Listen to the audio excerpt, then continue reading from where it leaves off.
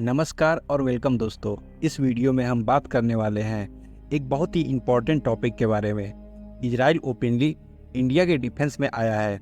Iran की statement को लेकर अपने आप में इजराइल ने यह ट्रेंड बना लिया है कि इंडिया फ्रंट पे इजराइल का सपोर्ट करे या ना करे, ये लोग जो एम्बेसडर हैं ये इंडिया के सपोर्ट में आ ही जाते हैं।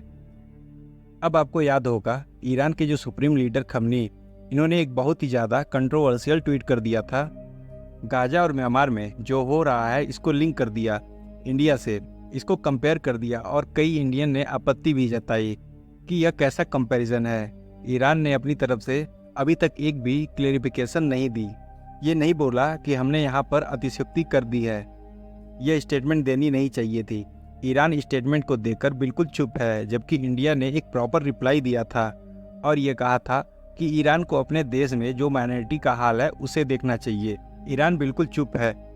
इसी बीच जो इजराइल के एम्बेसडर हैं उन्होंने सीधा खमनी की जो ट्वीट है इसके रिस्पांस में यह बोल दिया कि खमनी का अत्याचार कर रही है, और इन्होंने एक काफ़ी मैं कहूँगा फैक्ट बेस्ड बात बोली है।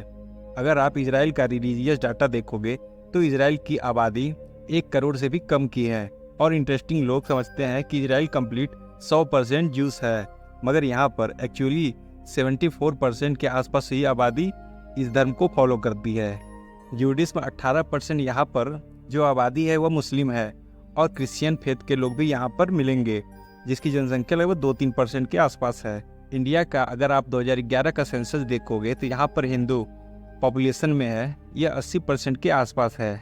करीब 14% लोग इस्लाम को फॉलो करते हैं और 2-3% लोग क्रिश्चियन या अदर धर्म को फॉलो करते हैं। अगर आप कंपेयर करोगे तो यह रिलीजियस जनसंख्या को ईरान के साथ, तो ईरान में 99%, इस परसेंट के हिसाब से ईरान में 99% मुस्लिम फेथ को मानने वाले लोग हैं। यहाँ पर माइनॉरिटी ना के बराबर है। ईरान और इजराइल के एम्बेसडर ने यह बात भी कहा कि जो मेजॉरिटी रिलीजन के लोग हैं इन ईरान को उसको प्रॉपर फ्रीडम आज के समय नहीं मिल रही है। इजराइल का एक बहुत ही बड़ा इरादा यह है कि ईरान में तख्ता पलट हो जाए, जो करंट गवर्नमेंट है यहाँ से हट जाए, और एक टाइम पे जो शाह ऑफ ईरान के टाइम की जो गवर्नमेंट थी ईरान में या पावर में आ जाए। ये सब बातें उन्होंने कही है। एक बात जो इजराइल के अलावा कोई भी देश नहीं जानता है, जो भारत की डिफेंस में आया है इस इशू को लेकर, बिल्कुल यूएस बिल्कुल चुप है, रसिया चुप है, अदर कंट्रीज भी चुप है। और एक बहुत इंटरेस्टिंग बात है कि अभी हाल ही में जब मैं यूएन की जनरल असेंबली में एक वोटिंग होती है, वोटिंग इस बात को लेकर होती है कि इजराइल को फिलिस्तीन से पुल बैक कर लेना चाहिए और जो भी यह टेरिटरी है इसको छोड़ देना चाहिए। इस रेजोल्यूशन पर यूजुअली इंडिया सपोर्ट करता है। वैसे तो यह रेजोल्यूशन पास हो गया है क्योंकि बहुत सारे कंट्री ने सपोर्ट किया है, बट एक बात ध्यान देने की है कि फ्रांस जैसा कंट्री भी इस रेजोल्यूशन को सपोर्ट कर रहा है, आइसलैंड सपोर्ट कर रहा है, इराक सपोर्ट कर रहा है, ईरान भी सपोर्ट कर रहा है। एक बड़ी न्यूज़ ये आ रही है कि ईरान ने एक आरोप लगाया है इजराइल पर, जो भी पेजर एक्सप्लोजन्स हुए हैं ऑल ओवर द लेबनान, यहाँ पर इजराइल एक मास मर्डर की भूमिका निभा रहा है। और अभी तो देखिए न्यूज़ यह भी आ रही है कि ना सिर्फ पेजर्स, लोगों की वॉकी टाकी भी अलग अलग जगह पर फटी है और कई इलेक्ट्रॉनिक इक्विपमेंट भी फट रहे हैं। इजराइल और ईरान की जो टेंशन है ये लगातार बढ़ रही है।